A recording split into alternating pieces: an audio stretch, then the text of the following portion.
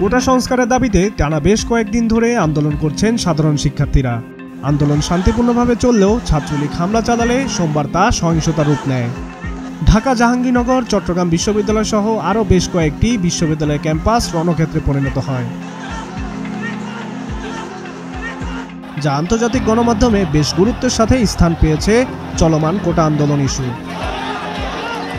কি বলছেন বিশ্বের গণমাধ্যম সংস্থাগুলো, চলেন জেনে আসি।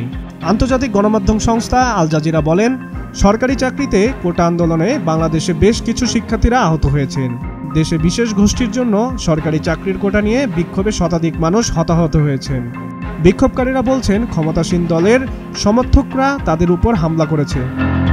ব্রিটিশ বার্তা সংস্থা রয়টার্সের খবরে বলা হয়েছে, সরকারি চাকরিকে কোটা পদ্ধতির অবসানের দাবিতে আন্দোলনকারী ও ক্ষমতাসীন দলের অনুগতের মধ্যে সংঘর্ষে সোমবার সারা বাংলাদেশে 100 জনের বেশি শিক্ষার্থী আহত হয়েছেন।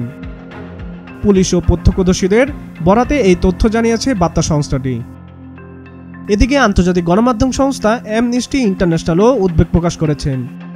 অ্যামনেস্টি তাদের অফিসিয়াল পেজে জানিয়েছে, ঢাকা বিশ্ববিদ্যালয় এবং সারা দেশের অন্যান্য ক্যাম্পাসে কোটা সংস্কার আন্দোলনকারীদের উপর হামলার তীব্র নিন্দা জানায়। অবিলম্বে সকল শান্তিপূর্ণ বিক্ষোভকারীদের আহত সকলের যথাযথ চিকিৎসা নিশ্চিত করার জন্য বাংলাদেশ সরকারের প্রতি আহ্বান জানাচ্ছি। মার্কিন গণমাধ্যম নিউ ইয়র্ক টাইমসের প্রতিবেদনে শিরোনাম করা হয়েছে, বাংলাদেশের রাজপথে চাকরি কোটার প্রতিবাদে হাজার হাজার শিক্ষার্থী। 2018 সালে বিলুপ্ত হওয়া সরকারি চাকরির জন্য কোটা পদ্ধতি পুনর্বহালের বিরোধিতা করছে। বিশ্ববিদ্যালয়ের শিক্ষার্থীরা কোটা পদ্ধতির কারণে মেধাবী শিক্ষার্থীরা প্রাইমারি স্কুলের শিক্ষকতার মতো গুরুত্বপূর্ণ চাকরি শুরু করতে পারছে না, যেখানে মেধাবীদের প্রয়োজন হয়। প্রতিবেদনে আরও বলা হয়, বাংলাদেশে 50% বেশি সরকারি চাকরি কোটাধারীদের জন্য সংরক্ষণ করে, যার মধ্যে 1971 সালে দেশের স্বাধীনতা যুদ্ধের অংশ নেওয়া মুক্তিযোদ্ধাদের নাতি-নাতনি। আর ছাত্রনেতারা বলছেন এইসব দাবি অগ্রহণযোগ্য। চলমান কোটা সংস্কার আন্দোলন নিয়ে 5 দিন আগে একটি প্রতিবেদন প্রকাশ করেছে ব্রিটিশ প্রভাবশালী গণমাধ্যম বিবিসি। সেখানে বলা হয়, বাংলাদেশের হাজার হাজার বিশ্ববিদ্যালয়ের শিক্ষার্থীরা সরকারি চাকরিতে কোটা ব্যবস্থার বিরুদ্ধে বিক্ষোভ করছেন। তারা বলছেন, বর্তমানে কোটা ব্যবস্থা বৈষম্যমূলক এবং তা সংস্কার করে মেধার ভিত্তিতে নিয়োগের দাবি করছেন তারা।